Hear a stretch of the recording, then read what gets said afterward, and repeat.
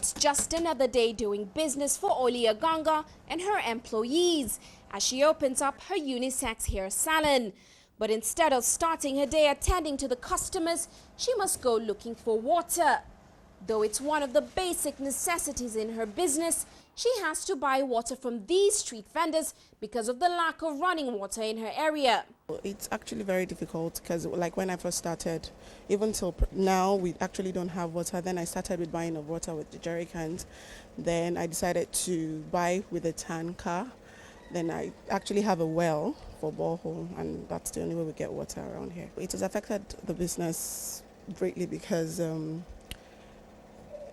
in the kind of work salon business I run, where we have to wash hair every day, so we really need water to do that, and it's really affecting because we're losing out because in the sense that when we have to charge the customers and we actually take the price up, and that's because we're actually getting water, have to source for the water ourselves, unlike if we were actually having water coming out from the tap itself. In a week, depends on how the customers come, but usually in a week, 2,500 naira to get water. Oli complains that most of the time, these other sources are not reliable in terms of hygiene. I mean, it affects everybody because even buying of water, you're not sure the source. You don't know how clean the water is, especially when you're buying from the malams. You know, usually the water is bad. Even borehole at times, I don't know, it depends on the soil, but usually the water here. So you have to be very careful buying water to know where it's from, and it's kind of more expensive having to get water because once they know that your water is good, they increase the price, and you have to use good water to actually wash hair and all that. But this story is not much different for many other businessmen and women here in Lagos, because the supply and distribution of water has not been enough to cater to the city's growing population. Many have to buy their water or rely on dugout wells and boreholes. However, because Lagos is a bustling metropolis, almost completely surrounded by bodies of water, many assume that supplying water to its residents is a no-brainer. But the situation is far from it. The water in the ocean and lagoon do not meet the World Health Organization standards, making them unfit for consumption, and the city relies on surrounding rivers. The Lagos Water Corporation is in charge of managing the supply of water to the city, but has hit many snags trying to distribute water effectively to an increasing population, with only 8 hours of electrical supply limiting its capacity. Our major waterworks of Iju and Adion, with installed capacities of 45 million gallons per day and 70 million gallons per day respectively, are subject to the vagaries of poor power supply from the national grid, which most times forces capacity utilization down to as low as 35%. In other words, you're only able to produce for 35% of the time, or produce using 35% of your installed capacity. With that, water production becomes epileptic. Without any doubt, the population growth has also been a major challenge. However, things are looking up for businesses like Ollie's after the Water Corporation, in a public and private partnership with Owando Gas and Power, recently embarked on a project to increase the supply of power to their main plants. Owando launched its first independent power project, which now supplies Lagos Waterworks with 24 hours of uninterrupted power, saving the state government up to 156 million naira in energy costs and boosting efficiency by 300%.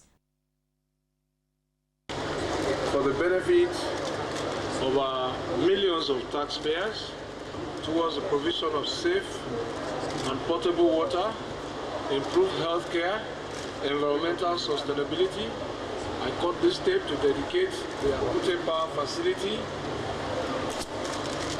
The government decided to take the bull by the horn by going into partnership with Owando PLC for the construction of a 12.15 megawatts independent power plant.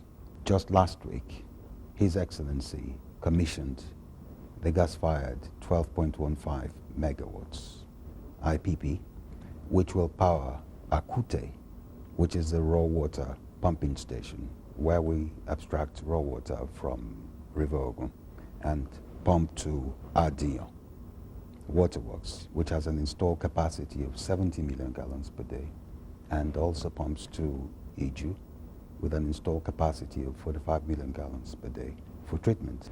The two waterworks jointly are responsible for about 90% of the water consumed in the metropolis. So what that translates into is that if we are able to sustain production for a minimum period of 20 hours a day, that will make tremendous impact on water supply profile in the metropolis. The Lagos Water Corporation predicts that this IPP will help them improve their capacity utilization from 30% to 60% in its first year and to 85% by its third year, supplying millions of Lagos residents with uninterrupted potable water in their homes. But despite the success of this project, Lagos still needs up to 735 million gallons of water per day.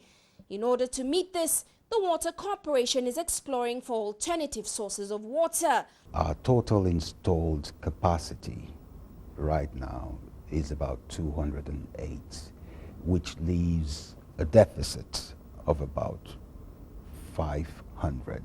We have entered into an agreement with an EPC contractor for the development of Adion Phase 2. In other words, adding additional 70 million gallons to the existing 70 million gallons capacity.